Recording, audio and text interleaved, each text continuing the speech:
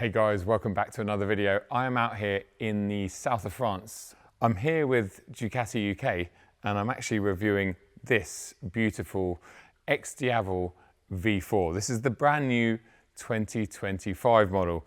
What is an XDiavel? Well, think of it as a superbike crossed with a cruiser. And I know that's really hard to imagine. It was for me before I jumped on this morning. These start at £26,000 in the UK, and for that you'll get essentially this bike here in burning red. And this burning red is very similar to the fire red that's on my M5, so it gets the thumbs up from me. There is a black version available for a few hundred extra quid, and obviously lots of other options and accessories that you can bolt onto your XDiavel. I'll give you a couple of stats. It has a 1158cc V4 engine producing 168 horsepower, 126 newton meters of torque. It weighs 229 kilos and it has a 20-litre fuel tank. What we should do now is rewind to this morning when we were leaving this hotel in sunshine, and then I'll join you back here for a bit of a conclusion.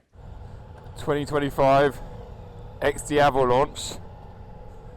Just leaving the hotel, following my good friend Chris, aka Baron von Grumble, with his Maverick Vinales helmet on. Ally, can we be ally friends? I think we can. Well, it's the first time I've ridden a Diavel. It's the first time I've ridden a cruiser style bike with my legs out in front. Look how Chris's legs are all the way out in front. You join us about 20 minutes later and we're just rolling through a town called Grasse, which is a beautiful old French town down near the south coast. I spent a lot of time here when I was a lot younger because my lovely auntie and uncle had a gorgeous house out here. That was the first time I was introduced to their then new E30 325i Sport. Would have been about 1985, 1986. Look at it. It's beautiful, isn't it? I know I should be talking about the bike, but let's just admire Grasse and then we can get on to talking about the bike. These give off a lot of heat when they're stationary. And I know that might sound obvious because you're essentially sitting on an engine on the majority of motorbikes, but these really do pump out some heat. What are my initial impressions? Well, firstly, it has taken a little bit to get used to, and I'm sure I'm going to be saying that at the end of today in terms of where your feet and where the sort of foot pegs are. It's okay when you're on the move. It's just my habit of as soon as we pull away, my feet go for lower pegs, but you can adjust them. You can run them in the midpoint, I think Ducati call it, which is more of a natural position. We've just been sitting on the highway about 70 odd miles an hour, and actually the wind wasn't too bad. It's a little bit rough at lower revs. You've really got to keep it above sort of 2,500, 3,000 RPM because it's quite juddery. And I don't know if that's a Ducati thing at slower speeds, because I've only ridden Ducatis on track up until now, and obviously you're never really pootling around like we have been this morning. The gearbox is lovely. The shift action, smooth as you like. Quick shifter. There is no need for the clutch lever apart from when you're coming to a stop and when you're taking off from that stop. We've got a 240 section rear tyre. Yeah, that's right. 240. Here we go. 2,000 RPM. It's really... I'll get used to that, but it's... Oh, wait 1 second. I wouldn't get used to that. Look at that for a view. Stunning. All right, back to that rear tyre. 240 section. That is the same width as the original front tyre on my M2 competition. Oh, look at that view. Beautiful.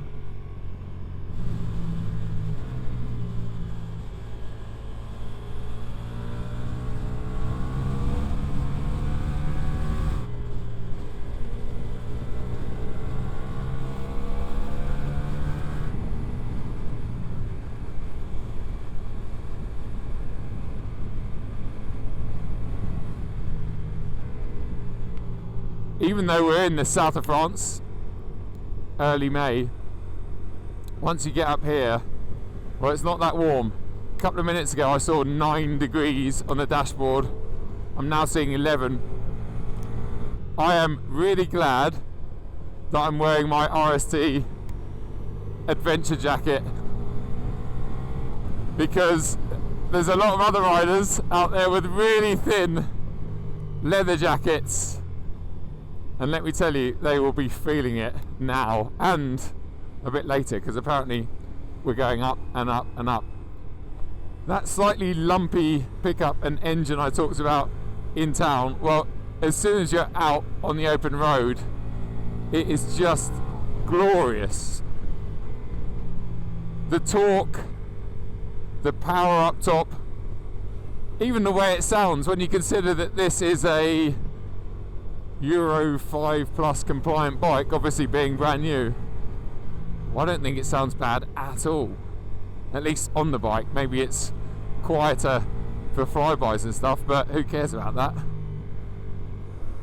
There are lots of really nice options you can go for on these bikes, but I think this one is relatively stock, or these ones. I think there's about 40 of them here.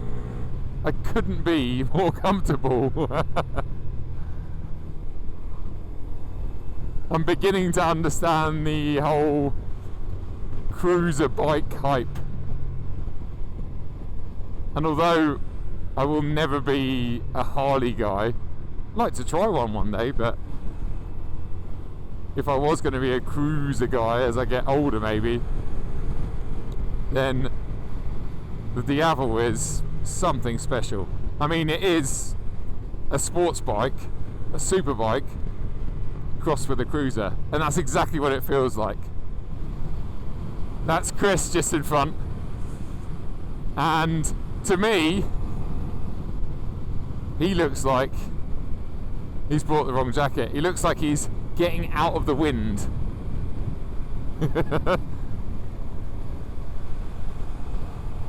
You go, Chris. I'm pretty good in my adventure jacket here. Thanks for asking. You know what, guys? This adventure jacket that I've got on, it's really nice and warm. So Chris has just pointed out that my key is still in the fuel cap. I thought that's where it stayed. I didn't realise it was keyless. And on top of that, my fuel cap's been open that whole time. So yeah, spot the amateur here. There we go. Well, this wasn't in the itinerary. Fog. Last run. Thank you, Davide. It's warmed up a bit now, hey? Right, here we go, guys. Down to the photographers.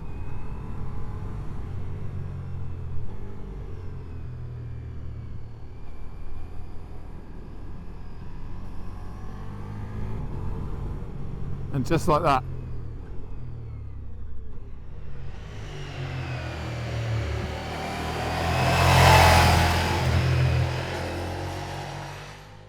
Look at this, we've just stopped here. Wow. Oh my goodness. That is a view and a half.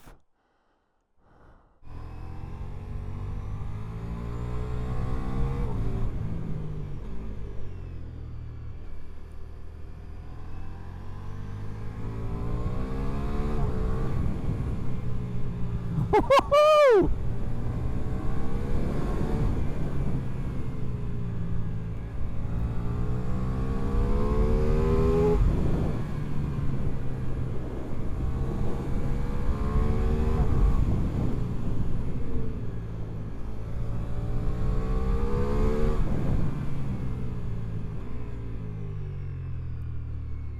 I tell you what, it handles really well. Once you've got some heat in those tyres.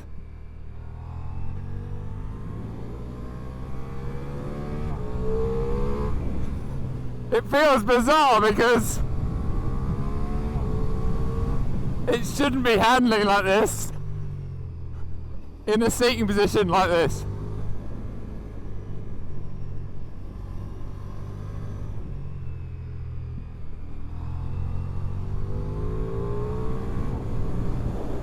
Oh,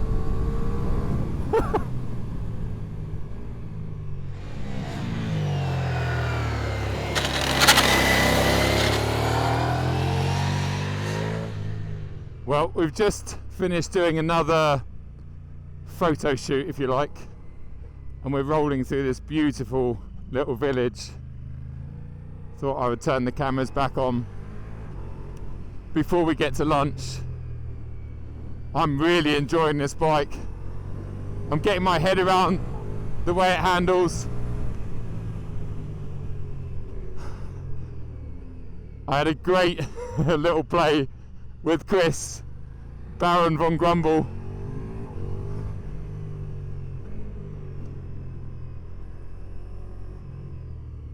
And he really showed me what this bike could do. Just following him gave me the confidence. Probably a good time to have a quick look at the dash. So we have 4 different rider modes: touring, urban, wet and sport. I started the day in touring just because I didn't know any different.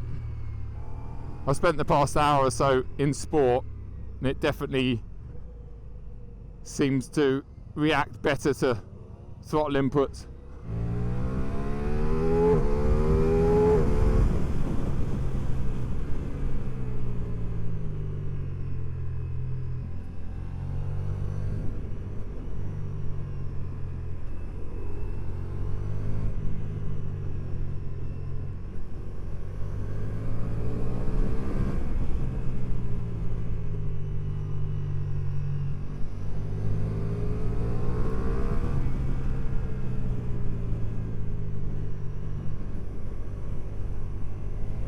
On a road like this, the Diavel feels fantastic.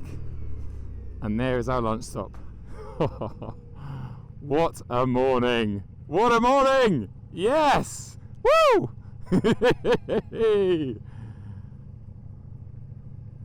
Some like oil.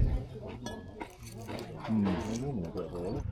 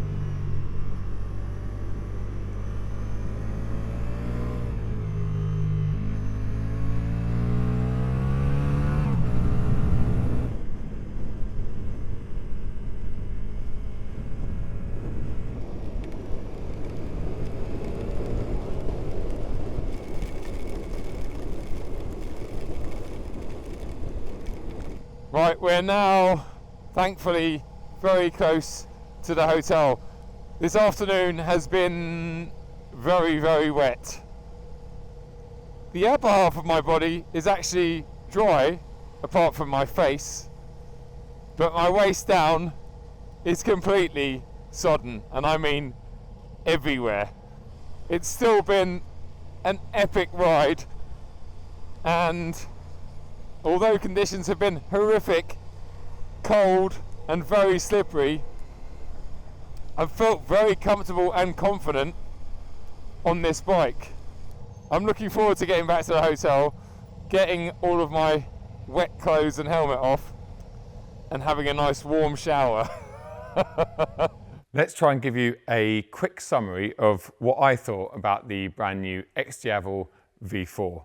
Well, firstly, riding position is really good. For those of you that are new to my channel, I am 6'4", 1.93 m, and I do have quite a few issues on many bikes, especially sports and superbikes.